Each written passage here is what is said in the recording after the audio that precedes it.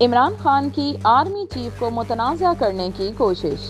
اگرچہ زمان پارک میں عمران خان کی رہائش گاہ کے باہر حالات کشیدہ ہیں، تاہم گرفتاری کو نوچتہ دیوار دیکھ کر عمران خان آخری کوشش کے طور پر army chief general Asim Munir کو متنازع بنانے کی کوشش بھی کرتے رہے۔ اپنے ٹویٹس میں چیئرمین پی ٹی آئی نے نئے آرمی چیف کا نام لے کر لکھا کہ معلوم ہے کہ Asim Munir P D M کی حمایت کیوں کر رہے ہیں۔ Chairman P T I Zaman park میں اپنی رہائش گاہ سے اپنے ٹویٹس کے ذریعے غلط دعووں کے ذریعے کارکنوں کو مسلسل مشتعل کر رہے ہیں۔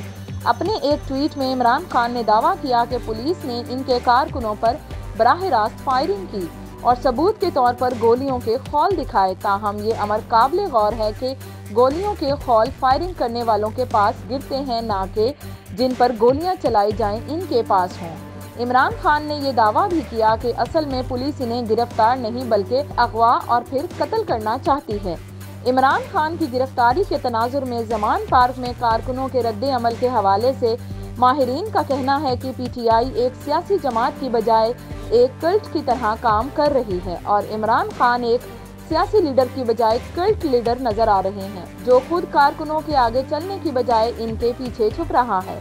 پی ٹی آئی کارکنوں کی طرف سے گرفتاری پر مزاحمت کے بعد کشیدہ صورتحال پر سوشل میڈیا پر بھی عمران خان شدید تنقید کی زد میں ہیں۔ صارفین کا موقف ہے کہ جب دیگر سیاسی قائدین قانون کے سامنے سر جھکاتے ہیں تو پھر عمران خان گرفتاری نہ دے کر ایک غلط روایت ڈال رہے ہیں۔ انہیں چاہیے کہ کارکنوں کے پیچھے چھپنے کی بجائے خود آگے بڑھ کر گرفتاری پیش کریں اور سیاسی لیڈر ہونے کا ثبوت دیں۔